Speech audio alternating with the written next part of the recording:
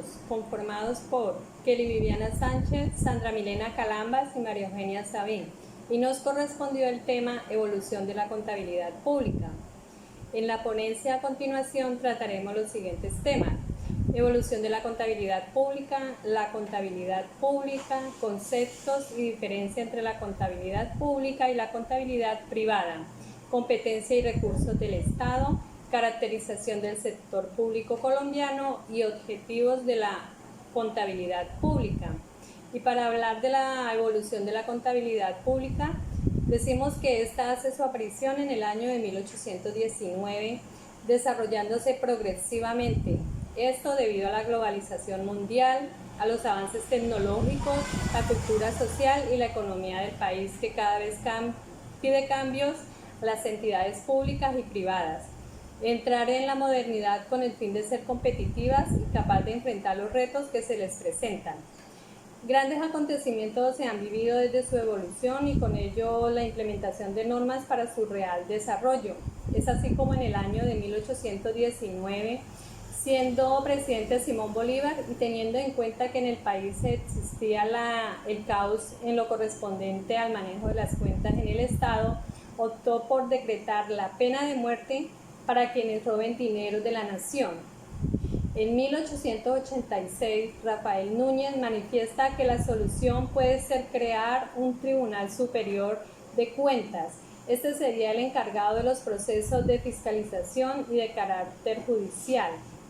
En 1923, ya creado el Tribunal Superior de Cuentas, aún no existían funciones claras y específicas. Por lo tanto, y debido a esto, surge la misión Kenmare.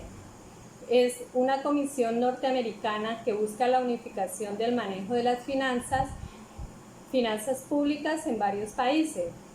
Y se expide la Ley 42 para organizar la contabilidad pública y el Departamento de Contraloría.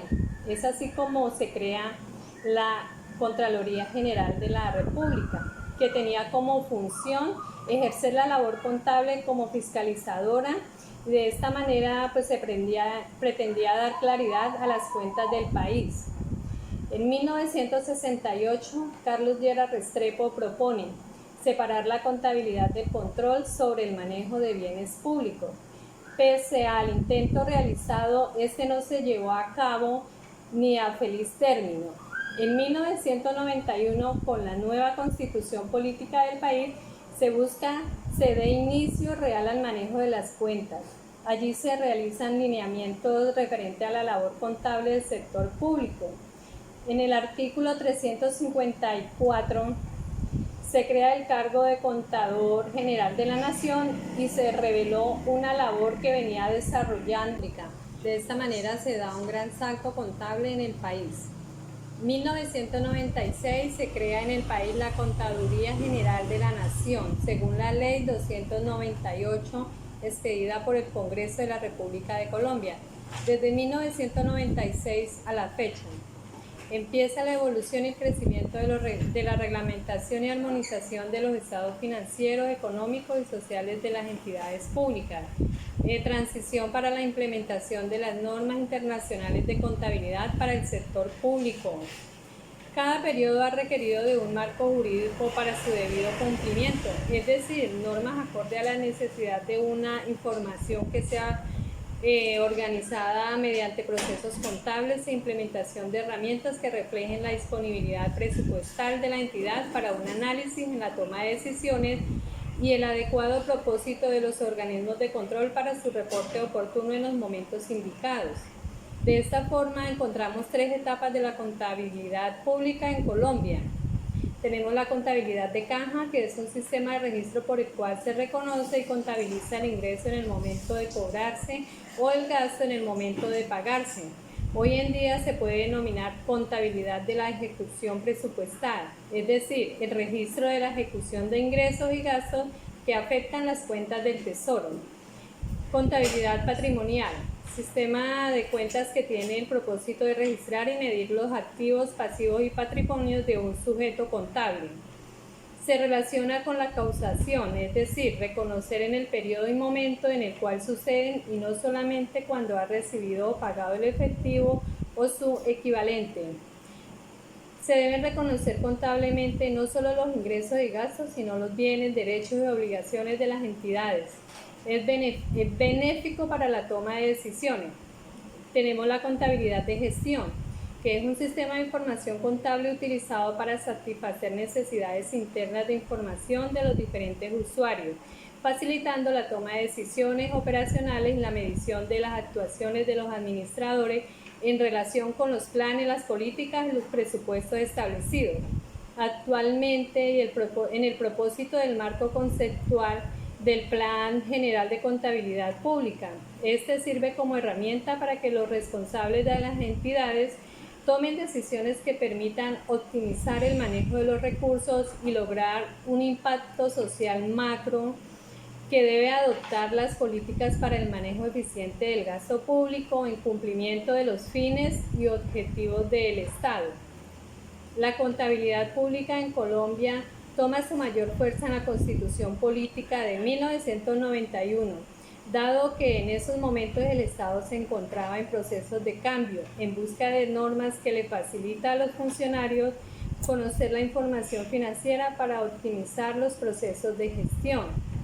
De esta forma vemos diferentes artículos, los cuales otorgan especiales atribuciones a la Cámara de Representantes, la cuenta general del presupuesto y del Tesoro que anualmente le debe presentar el Contralor General de la República, y en el artículo 267 define que el control fiscal es una función pública ejercida por la Contraloría General de la República, la cual es la encargada de vigilar la gestión fiscal de la administración y de los particulares. De esta forma, damos paso a nuestra compañera que va a explicar qué es la contabilidad pública. Contabilidad pública. La contabilidad pública es la aplicación especializada de la contabilidad que articula diferentes elementos para satisfacer necesidades de información y de control financiero, económico, social y ambiental, propias de las entidades que desarrollan funciones de cometido estatal, por medio de la utilización y gestión de recursos públicos. Existen también diferentes conceptos de contabilidad pública desde diferentes perspectivas. Estas son el punto de vista jurídico, el punto de vista disciplinario y el punto de vista depende de su condición especializada, no la distancia de la contabilidad privada, pues de hecho el Estado desarrolla actividades que son propias pero de los particulares. Observamos dos clases de contabilidad. Está la contabilidad pública y la contabilidad privada. Entonces vamos a analizar como diferencias que existen de una a la otra. Estas son, en la contabilidad pública encontramos que la gestión económica, socioeconómica, y en la contabilidad privada encontramos que es rentabilidad financiera. Si hablamos de la contabilidad pública, decimos que son de beneficios socioeconómicos y monetarios. Pero si hablamos de la contabilidad privada, decimos que son solamente beneficios monetarios. Si nos vamos cuando hablamos de competencias y recursos del Estado, ya decimos que hay diferentes competencias y recursos. Si hablamos de un ámbito, nación, departamental o municipal. Entonces vamos a explicar en este caso, explicaremos a nivel nación. Si decimos las competencias a nivel nación, estaríamos diciendo de nivel macro o de definir políticas, definir lineamientos de desarrollo de la economía, planificación global de la economía, modernización del Estado, relaciones internacionales y de comercio, y que garantiza los derechos en seguridad y justicia, educación y salud. Y en los recursos son solo rentas nacionales.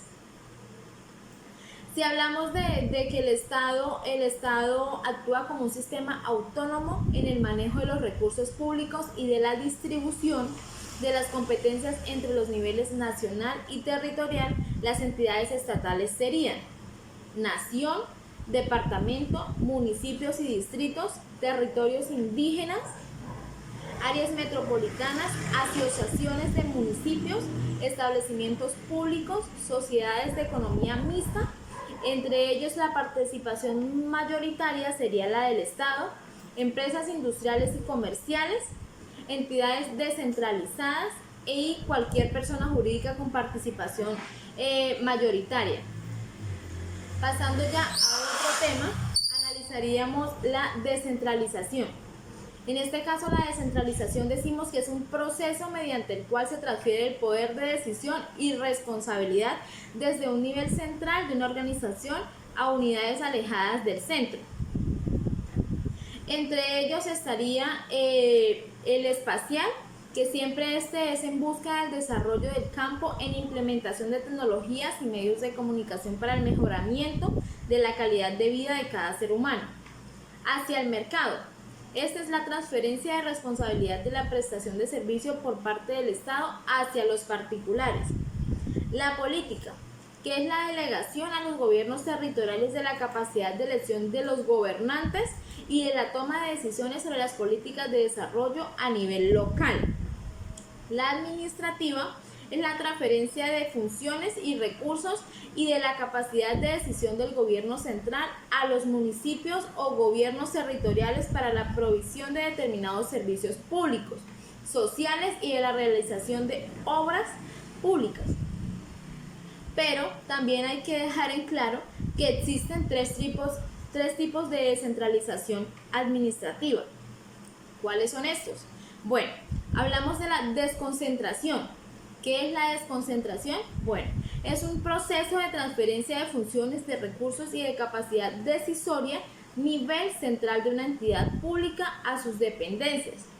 Se produce al interior de la misma organización con una unidad de mando y de dirección con la misma razón jurídica. Delegación. Es el proceso de transferencia de funciones, recursos y capacidad de decisión de nivel central a otras unidades con cierta autonomía jurídica y patrimonial. Esta se da en otra organización. Hablamos por último de la devolución. Esta es la forma más avanzada de descentralización administrativa, ya que produce desde el nivel central hacia las entidades autónomas o territorialidades autónomas. Si hablamos de las ventajas de la descentralización, podemos nombrar algunas y estas serían: los niveles superiores se descargan de funciones y pueden concentrarse en los asuntos estratégicos que son de mayor importancia. Mejora la toma de decisiones por la cercanía a los problemas y necesidades que permiten dar una mejor identificación de las decisiones a desarrollar. Estimula la iniciativa u compromiso de cada uno de los niveles de descentralización. Hay mayor flexibilidad y oportunidad en la toma de decisiones. Incrementa los costos administrativos y de gestión en la creación de nuevas de organización. La devolución puede estar empañada con de mayor corrupción. Se hace necesario el compromiso en perfiles profesionales comprometidos para los cargos de dirección. Eso sería todo. Doy paso a mi compañera que nos va a continuar con el siguiente tema a exponer.